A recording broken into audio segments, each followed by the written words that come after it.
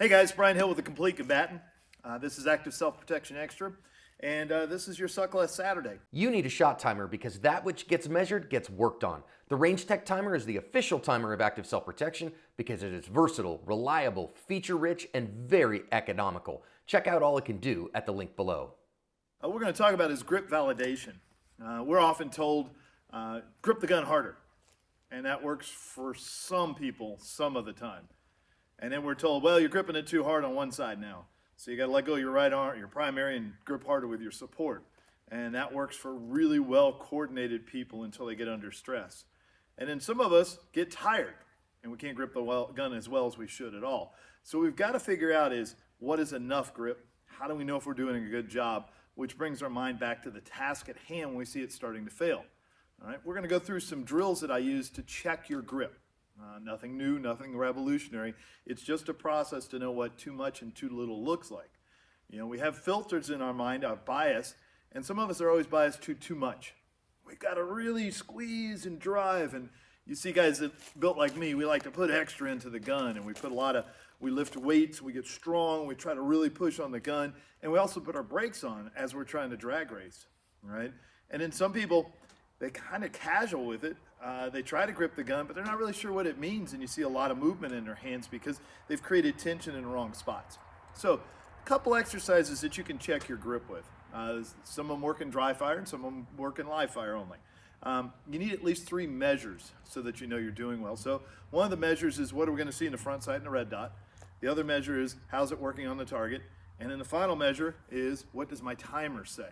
All right. If I see an excessive amount of time on the timer, then I know that I'm doing too much work. And some people say you can never do too much work, but you can.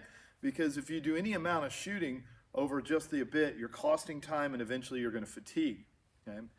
So we've got to find the balance. And when we find balance, the nervous system is very happy and knows exactly what to do. Strength is a function of coordination, not muscle size. So gathering the right muscles instead of flexing all of them all at once. If you're at home, take both hands, flex them as hard as you can. Still going to notice that one side flexes harder than the other. Primary hand has a majority of strength, right? Except with left-handers, we see a little bit more balance because the world forces what should be for all of us as an ambidextrous movement. So that's helpful for them, harder for the right-hand dominant people sometimes. Now, what I'm going to do is I'm going to check to see if I have a good grip on the gun. All right, let me get my firearm out here. Okay. There you guys go. All right, just so you know, my range, we're surrounded by mountains. It's really a safe direction in every direction that I work. So I want to get my support or my primary hand on the gun. So what I'm going to do is relax it. Relax the hand completely around the gun, and then when it feels like it's filled in every crevice because it's relaxed, then I tighten up. All right, now tighten up too much. You'll feel tremors start. You're always going to have to accept that the gun's in motion. There is no way to stop moving it. So, but tremors are the hard shake when we're squeezing too hard. That's too much. Now, support hand has to come in and he's got to find the space to grip. So my palm's going to feel that area. My 2 thenars on my thumb are going to grip together. And I'm going to make sure these 4 fingers of the support hand can do the majority of the work. But the problem is our primary side is much stronger. So now I'm going to use a target. I'm looking at the dot. What I'm going to do is I'm going to squeeze both hands as hard as I can. If you guys notice, the gun began to move and my head began to drop. So not only am I affecting my grip by giving it too much, I'm narrowing my perception because my head dropped at the same time. So now I'm going to give it too little. All right. What I'll see is the dot is floating all over the target. And it's kind of random. It moved left, went right, went high. It means I'm not really engaged with it. So now I'm going to try to really, really grip with the left hand only. Okay, this is where we see a lot of this come into play. You'll start to drive in because you've been told get as high as you can on the gun. So you start tilting your grip in so you can push in it, and then the other hand has to come up and fight against it. And that's where we see that flared elbows. We don't want to roll our hand in. What we want to do is squeeze our hand, line up the muscles in line, and let the body catch the recoil. You're not fighting recoil. Think of it as a bow and arrow. You simply must release the arrow. You don't have to add anything to it, but there will be a whip back because you're releasing energy in the pistol. So we're going to catch that energy as gently as we can, and then we'll see the final thing in validating our grip. Does it go back to the same spot? Now here's the problem. Some people don't see the entire process. they see two sight pictures. So they fire, they say now. When they say now, they stopped watching. The gun started to move, they didn't see it, then it lifted, then it came back down, and now they've caught it again and they say now again and it moves over here. See this quite frequently in behavior. So you've got to watch the entire sight moving. What I want to do is, even if I don't see the dot or the front sight at the height of that, I want to see it return to the same spot. That'll let me know if my grip is working pretty well. Then the timer will finally tell me what's going on. All right. You can do this in dry practice. You just press the trigger as quickly as you can. You see how much motion comes up in the gun. So I'm going to do this live. I'm only going to do 3 rounds at a time because that's enough to track the pattern following the rule of 3. And let's see what that looks like, and we'll see the difference on the target afterwards. First one, I'm going to not grip at all. All right, I'm just going to try to get good hits, and I'm going to be as relaxed and laid back as possible.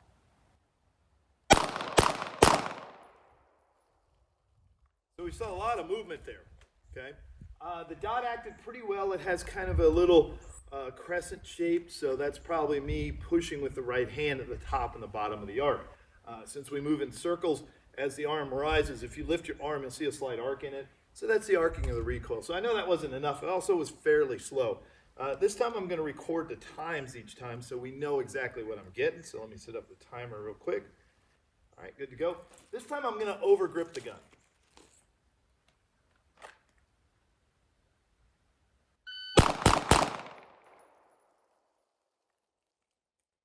All right, so 32 on the reaction, and that's too much grip. It slowed down my reaction time. I should see nothing ever above a 30. Should be more like a 20 because I'm ready to do the action. And then my split went up to 26 and 27. So usually I have 20s at this range. So I've added 0.7 per shot, which matters. That's a part of it. Also, it did this. It did a diagonal thing. And that's what I see with too much tension is since the right arm is dominant, it can always overcome the left arm by pushing down. All right? And then since the left arm is trying to rotate in, it creates this diagonal angle. I want stringing to be straight up and down if at all possible in that diagonal.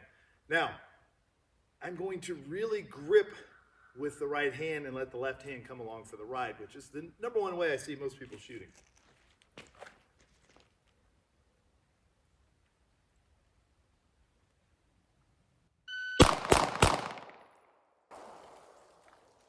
Okay, it wasn't too bad, but it was slower because all that tension fed into the throttle of the trigger finger.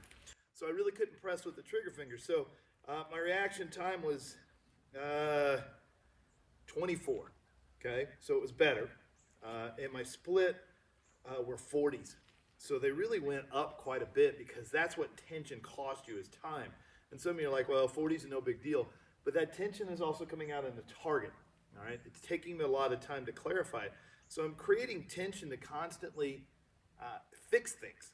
Where I don't need to do all this fixing, I could just simply be ready for the next shot and let it come back to where it's supposed to be. All right, so this time I'm going to try to really grip with the left hand, and I'm going to let the right hand do the pressing the trigger and see if that makes a difference. I know it will because I'm better at this. This is what I trained to do.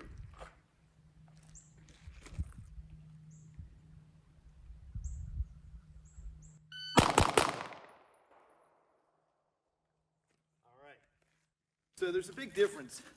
It equates to about a 20.20. That was a 66, reaction time was a 27, split was a 19 and a 20. And the hits were a lot better. So let's go look at the target because I know you guys love that. All right, so some of the patterns I was talking about in the first one was a little arc. Too much tension was diagonal. Too much right hand actually lifted the gun, which I see frequently because I really jam that muscle in when I squeeze too hard. I see the front of the sights go up. And then the last one was just here. They were right on top of each other because I'm predicting the motion, I'm validating the grip. And it was the least amount of work. Well, the very first one was the least amount of work because I was just holding, but the least amount of work took the greatest amount of time, so that didn't work. Too much tension, that didn't work, all right? Too much tension on this side really affected the way that I pressed the trigger, and then really focusing and feeling the support hand being the support it should be, and allowing this one to be in feathering the throttle or pressing the trigger as fast as it can, worked out to be the best thing. This is the validation of grip. We're constantly getting fed back. Primary sense is to watch the sights. Support sense is what we feel. And then the sound, which turns into time measurements, gives us the best outcome of validation for what we're doing. You need to experiment. Your preference will be to what you've always done. And if it doesn't work, then let go and try something that feels less effective or something you haven't tried before. And you're going to find that it's a lot easier to shoot. What I see is people are super tense over a 2-day shooting class. By the final day, their grip is exhausted. All right. And we just can't maintain that. So we got to find this equilibrium. Remember, you're gripping with your whole body, not your hands. Get as much behind it, create postural stability. Let the back of the shoulders maintain the stability of the pistol. Recognize it's always going to be in motion. As long as the motion's returning to the same spot, you got a great grip going. And if the timer says that you're doing it in a timely manner relative to the size of the target, you're good to go. I hope that helps you out, guys. If you have a SIRT pistol, just press the trigger as fast as you can with your grip. All right, you just forget about recoil in that moment, and you just work your finger as fast as you can and see what the dot does. If you don't have a SIRT pistol, you get your red dot pistol out, press as fast as you can. If you got a front-sighted pistol, I would highly recommend with iron sights to have some sort of color on the front so it draws the attention, and then watch the shape of the movement instead of whether it's still. Watch the shape of the movement, press the trigger as quickly as you can. Glock shooters where your trigger doesn't move, it doesn't matter. We're practicing the mechanical motion of moving relative to the grip. You can put a paster in the grip, in the breech face and fix that, that's fine. There's some mechanical devices to help you get past that, but just keep doing this as fast as you can, see how it is relative to it, and look for the pattern of motion and not the preference of motion, and that's gonna tell you the truth. All right, guys, I hope that helps you out. I hope you're getting better each week, getting some practice in. Remember, recency requires at least 72 hours. So every 72 hours, you need at least one practice cycle. So I'm looking 2 or 3 times a week for you to get better. And I'd love to see your results and your feedback. Thanks for watching. Thanks for tuning in. Hit the subscribe button, hit the like button, leave a comment, and we're grateful for you watching each weekend. I'm Brian Hill with The Complete Combatant. And as always, measure, refine, and perform.